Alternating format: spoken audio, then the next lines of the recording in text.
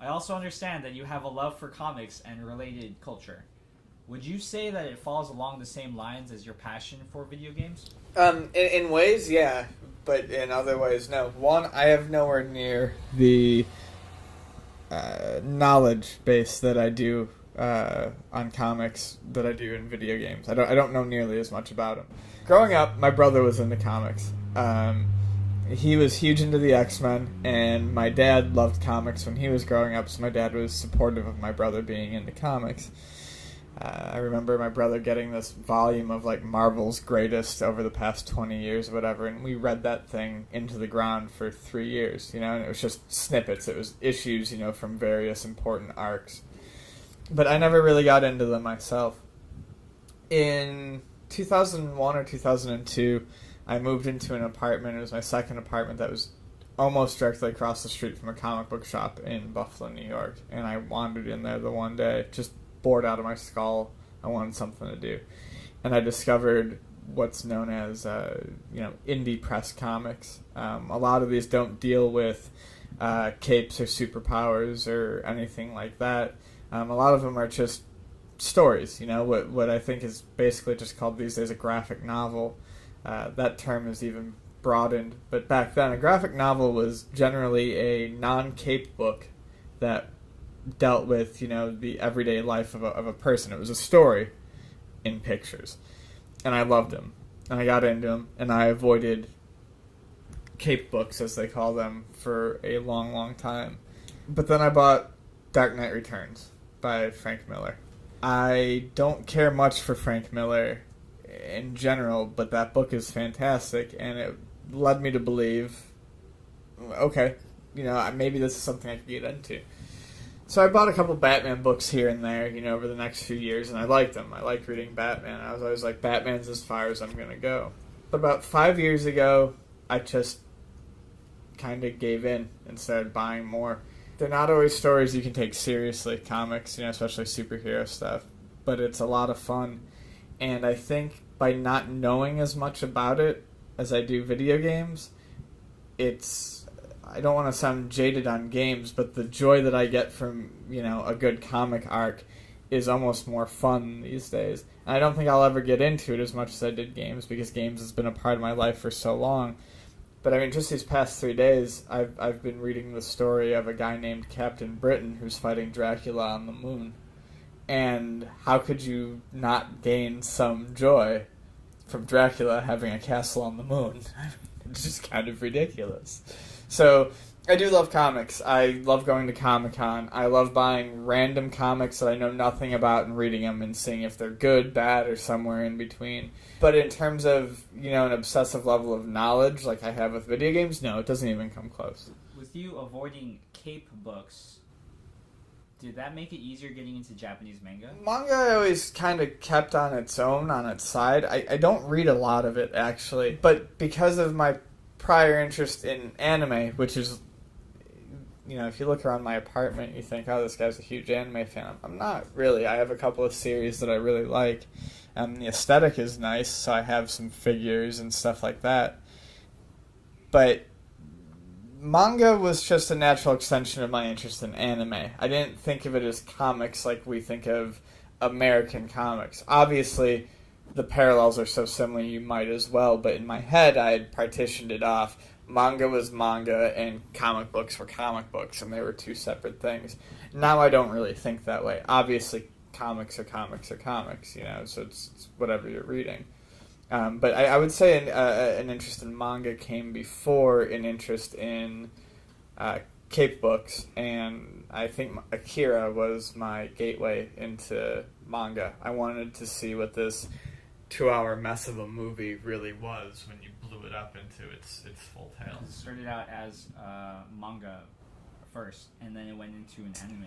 Even in its big volumes, I'm not even going to try to think about what the single volumes are, but it's big volumes. There's 6 big volumes of it. It's like 1,400 something pages. I mean, it's an, and I'm not saying this in the internet term of the word, it's an epic tale in terms of its scope. Like, it's big. There are things that happen in the comic that they never even touch on in the movie.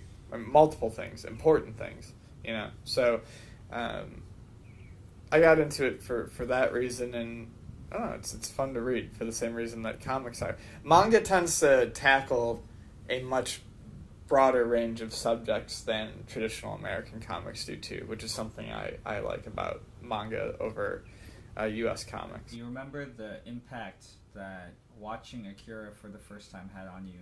Yeah, absolutely. I mean, the impact was simply it ended, and I said I'm hooked. I need more of this. Whether it's mindfuck or cutesy or whatever it is.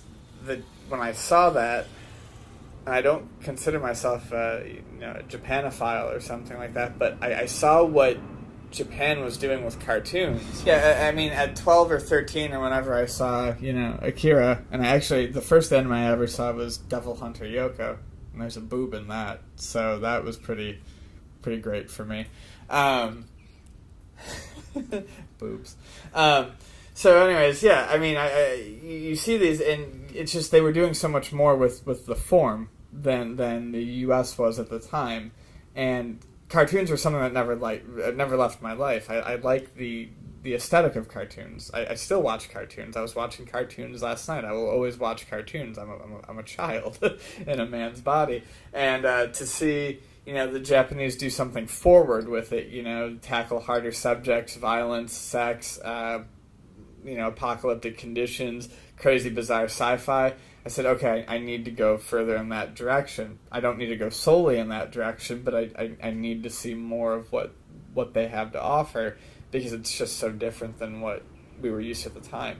You have to keep in mind, this is like 95, 96, when anime was not known, so I mean, it really was a shock to see something like that. You are familiar with professional gaming. Do you think it's difficult for a person that is very knowledgeable about games, such as yourself, to get into professional gaming, say whether it be StarCraft or fighting games? It's difficult for me to get into professional gaming. I don't think that my background in games has anything to do with it. The StarCraft stuff I find fascinating.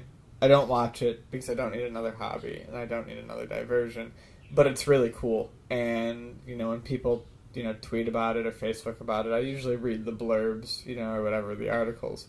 I think real-time strategy games are fascinating. If there was one type of game I could play really, really well, like if I could have a wish, you can play this game well, it would probably be real-time strategy games. I think they're awesome looking. They look like tons of fun. That said, I'm awful at them. The fighting game scene is kind of the opposite. I like fighting games. I'm not bad at fighting games. Actually, I don't just like fighting games, I love fighting games. It's pretty much the only disc-based games I buy. But I think the fighting game community, and if any of you are out there watching this, I don't think it's all of you, but there's a lot of you who put a really bad face on it. You're sexist, you're racist, you're just scumbags. And it makes me hard to give two shits about an actual fighting game community. I love having people over every once in a while on Sundays for fighting games. There's nothing more fun than a room full of friends, getting down, 2 controllers, playing these games, a little trash talk, some beers, everyone's having a good time. But to actually throw myself into the fighting game community, I could never do it. It's just, I've heard too many horror stories. Along with your passion for gaming, comics, and related culture, I also understand that you also have a deep love for music, and you DJ. Can you tell us how DJing started for you? Yeah, I can probably do that. If there's one thing that I have that's permeated my existence for forever, it's probably DJing and electronic music and just dance culture, rave culture, that sort of thing. I have a huge investment in it. I've thrown a party, I've DJ'd at parties, and I haven't been to a party in probably 5 years because I don't like the scene. I don't like where the scene's gone, especially on the West Coast. But I'm not gonna just attack the West Coast. It's probably not so great on the East Coast anymore either. As a kid, my parents played a lot of new wave records, and I liked them. The stuff that I got into as a kid, though, was that I owned myself, was classical music. I liked the compositions. As I got older, I started getting into more popular music. And I always remember that I liked the new wave music my parents liked, so anything with like an electronic tinge to it, I was into. But I still hadn't really been introduced to dance music, electronic music, per se. When I was 11, my dad came home with the single Open Up by Left Field and John Lydon on CD. I had 3 remixes, and it was my introduction to proper dance music and my introduction to what remixes and remix culture were. I fell in love at that moment. That was, I discovered something that I thought was very cool. Shortly thereafter, I bought Orbital 2, which is one of my favorite albums of all time, and Prodigy's Music for the Jilted Generation, another fantastic album. Well, it was like experiencing something truly fresh. I can say that. I really did not know that something quite like that existed, and I became deeply infatuated with it. At the age of 15, I got my first set of turntables, and I've been DJing ever since. Through vinyl, CDs, digital means, whatever's easy. I've done sets as house, trance, happy hardcore, and I spin whatever I want. I never made a real commercial or monetary go at it, and I'm not really upset about it. I just do it because I love to do it, and when I get the ability to play out in public, it's a joy, because I can make people dance. But if there's one thing I've spent more time studying and learning about than anything, at night when I can't sleep, during the day when I've got nothing better to do, it's electronic music. Are there any memorable gigs that you've played before in the past? I'm going to pick 2, and they're going to sound kind of odd because they're not exactly huge.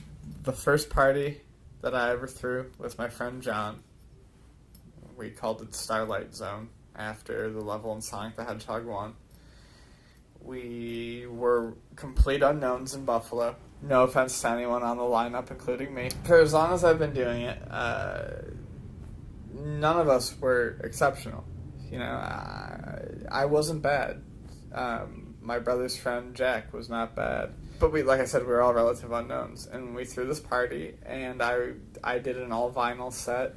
My buddy did a digital set. My brother did it was interesting because the year we did it was probably 5-6 years ago. It was during this weird transitional phase. So I did an all vinyl set. My buddy did an all digital set. My brother did a DVS set, meaning, time coded vinyl, but on actual turntables, but with MP3s off a computer. And then the coolest thing that happened was a bunch of local promoters came out to see us because we were unknown. No one had done a hardcore party in Buffalo in probably, I'd say, at least 5 years, and we decided we wanted to, and so a bunch of promoters came out, and a bunch of promoters started throwing down sets, at the end of the night to just keep the thing going. So we ended up having people doing CDJ sets, and, we just had all this equipment that just kind of ended up on stage because people kind of brought it with them, knowing that they were going to get a chance to do something if they wanted to. And it was a ton of fun, almost no advertising, no names. We had probably 80 people in this small bar in Buffalo on a Thursday night in the dead of winter, and we rocked it out until 4:30 in the morning, and it was a blast. My other favorite set that I ever did, and I've done some cool ones with some bigger crowds. I went to a house party once, and the house party ended up it was a housewarming house party. The back gate connected to another house, and the other house decided they wanted in on it too. And with all the combined people that they had invited, there was probably about 150 people there. My buddy decided he did not want to DJ his own house party any longer. And he goes, "Do you have any music on you?" And I said, "Got about 150 progressive house tracks on this hard drive in my backpack." And he goes, "You want to spin?" And I said, "Sure." And they let me spin for 2 hours, and I had 150 people just dancing at this huge block party. And it was a lot of fun because everyone got really, really into it. I think the most I've ever spun for is 150, 200, even in a club setting. But even that's not who's on the dance floor. That's just how many people are in attendance. Everyone at this house party was getting into the music and having a really good time because that was just the vibe that was there. It was, let's all have fun. So those 2 parties are probably my favorite that I've ever done, and both were small. neither would have gotten me any recognition if that's what I was looking for. But I would do both of those again. Do you feel that there are any misconceptions that people have wanting to start out as a DJ? Yes. Okay. There are two types of people who get into DJing. The people who do it for the music, and the people who do it to get girls. That's or guys, whatever your interest happens to be. And it's a fame thing now too, because it's become popular. A lot of people look at it as a quick way to get to the top of, I don't know, whatever damn ladder you want to get to the top of. DJing actually, I hate to say it, the DJs get girls thing. It's true. If that's what you want, if you want like a way to like meet women, learn how to DJ, because you'll meet people that you want to meet. You want to meet dudes. You're a girl. You want to meet dudes, guys, girls, women, whatever you want to do. You'll meet them. People will come up and talk to you all night long, whether they're what you're going after or not. People will introduce themselves to you and touch you and rub up on you. And even at a house party, you could probably go home with anyone you wanted to who's approached you that night. But you don't if you're a quality human being, because you don't. That's not why you get into DJing. But yeah, I mean, that stereotype is basically true. There's also the people now who do it because DJing has gotten so much easier. I actually don't hate on any method that a DJ uses. There's a lot of debate about, digital MP3s, CDs, vinyl, the skill level involved, etc. I don't care. If you can put on a good set and I'm into what you're mixing and I can dance to it, then all the power to you. I don't care how you're doing it. But because it's become easier to be a DJ, especially in the past 5 years, a lot of people get into it because they think it's going to be an easy way to get some sort of superstardom. And it's not. You have to realize that because it's easier to get into now, that many more people are getting into it. So you have to step your game up that much more to make an impression. So I think those are the two big misconceptions, that it's instant fame and instant attention.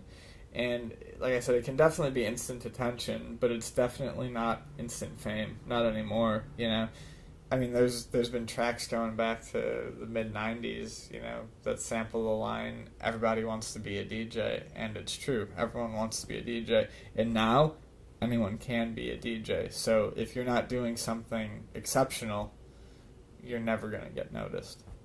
When do you feel that threshold was crossed when DJing was not accessible to the general public, to where the floodgates just opened up?